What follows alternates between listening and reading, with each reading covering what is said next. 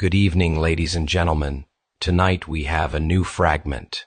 It has a headline that reads, God created in the beginning.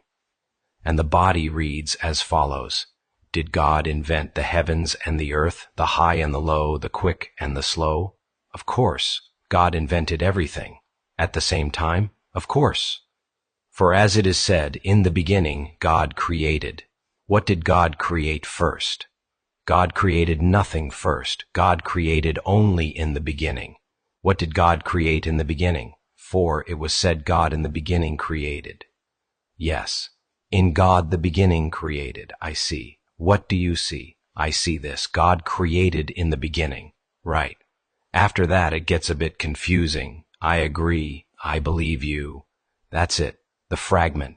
Now, let's begin.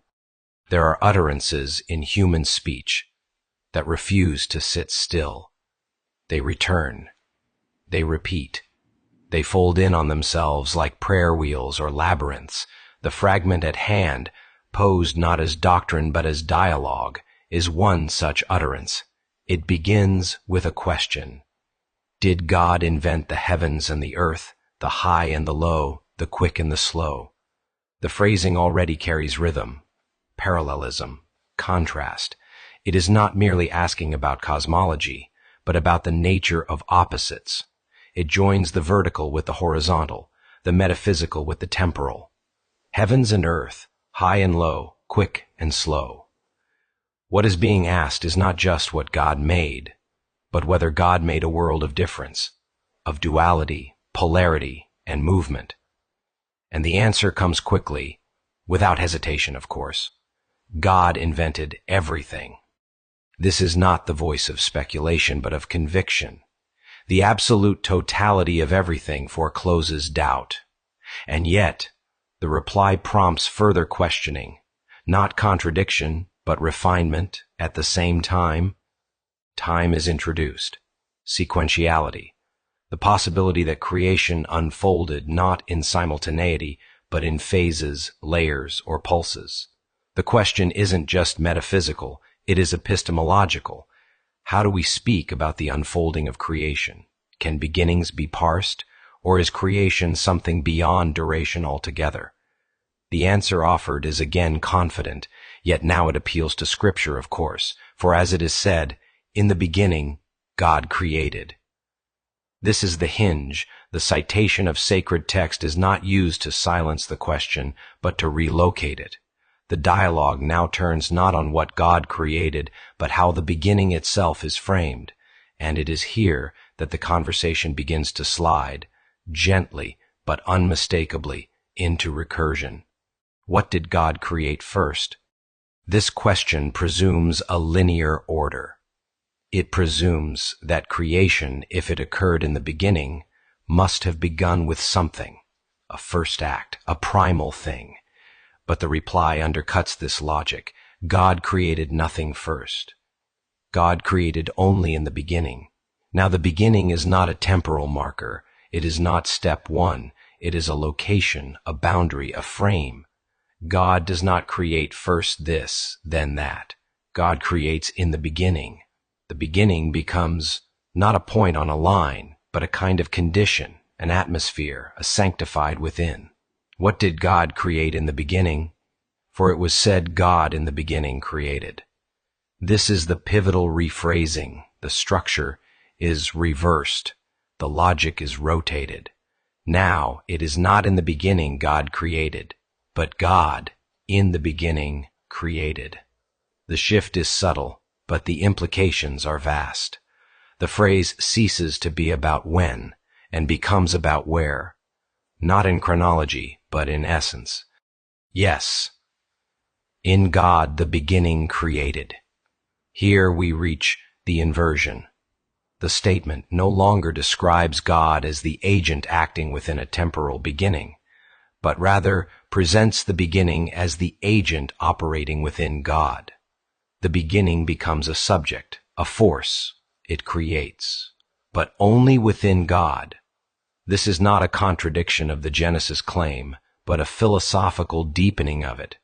The reversal clarifies something, that creation is not a divine act from the outside, performed upon an empty canvas, but a movement within divinity itself.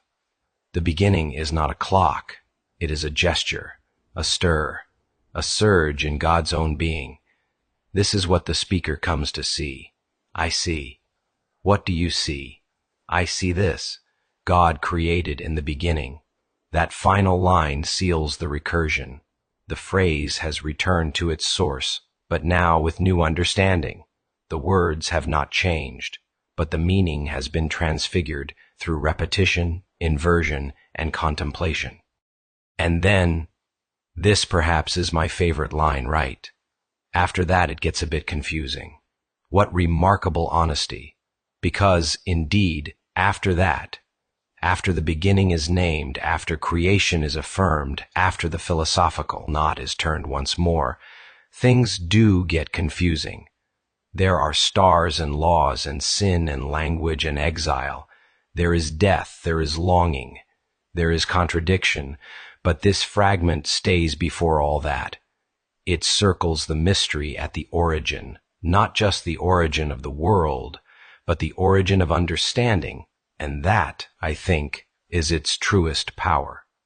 Let us now turn from the dialogue to its implications. What does it mean to say that God created in the beginning? To most readers of Genesis, the phrase "in the beginning," God created the heavens and the earth is taken as a declarative start. A starting pistol. Time begins. Matter follows. God acts. But in the Hebrew Brashit bara Elohim, the structure is more ambiguous. Some scholars suggest it should be read as when God began to create, an open phrase, not a closed one. The dialogue you have recorded does something else entirely. It reframes the beginning not as a point of time, but as a field, as a medium, as an arena in which God's creative energy becomes perceptible. In this way, the beginning is not the first thing, it is the condition under which anything else becomes speakable. Creation, then, is not an event, but an ontology. God does not act upon a pre-existing emptiness. God creates the possibility of a beginning. God makes beginning itself. This is not mere wordplay, it has consequences. Because if beginning is created, then time itself is not an eternal substrate. It is a gift, a made thing, not natural but sacred, not assumed but bestowed. And further, if creation is always in the beginning, then the beginning is not once, but always. Every act of creation participates in the beginning. It recapitulates the structure. The artist begins in the beginning. The speaker speaks from the beginning. The mother births from the beginning.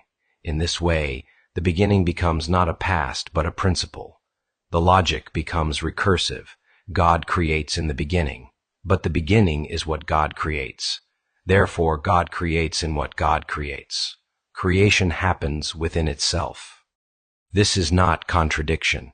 It is recursion. It is the philosophical equivalent of the question, from where does the circle begin? It is not a question of location, but of participation. The beginning is not a dot, but a turning. There is another element worth considering, the rhythm of the dialogue, the call and response, the incremental clarification, the refusal to leap too far ahead. This is not the logic of debate, but the logic of companionship in mystery. The voices do not clash, they echo, they ask, they wait, they repeat. What do you see? I see this. God created in the beginning. Right. After that it gets a bit confusing. I agree, I believe you. That final line is not theological conclusion. It is existential affirmation. Not I believe that this is true, but I believe you. The truth here is not provable. It is shared. It is held between speakers. It is built in the rhythm of the exchange. This is how sacred understanding often arrives, not in the certainty of proposition, but in the warmth of mutual recognition. The line, I believe you, is a kind of closing benediction. It is not the end of thought, but the establishment of trust. And perhaps that too is creation, the creation of meaning not by fiat, but by fidelity, the creation of understanding not by force, but by resonance. There is one further possibility worth entertaining. What if, in the beginning, God created is not simply a sentence about divine action, but a description of divine being?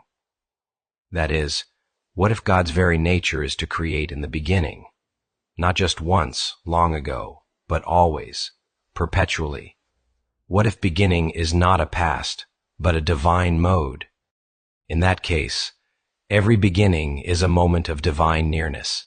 Every threshold, every first breath, every waking moment is not just like the beginning, but is the beginning.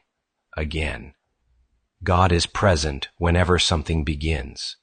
Creation is not just a past event, but an ongoing character of the real. This would mean that God created in the beginning is not a closed statement, but an open invitation. Wherever something begins, there is God. Wherever understanding stirs, there is God. Wherever a voice says, "I believe you," there is God. This is the recursive logic of sacred philosophy. Not answers, but thresholds.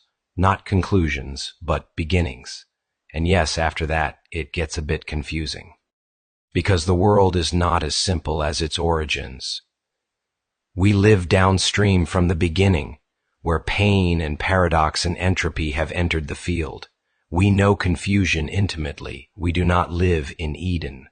But this fragment reminds us that we live still in the beginning, that all creation still bears the fingerprints of God, not in design, but in the very fact that things begin, that time unfolds, that possibility exists. And if we too are to participate in creation, we must learn to live in the beginning, not as a moment, but as a manner. To begin is to align with God. To speak truly is to begin again. To say "I see" and "I believe you" is to echo the first act.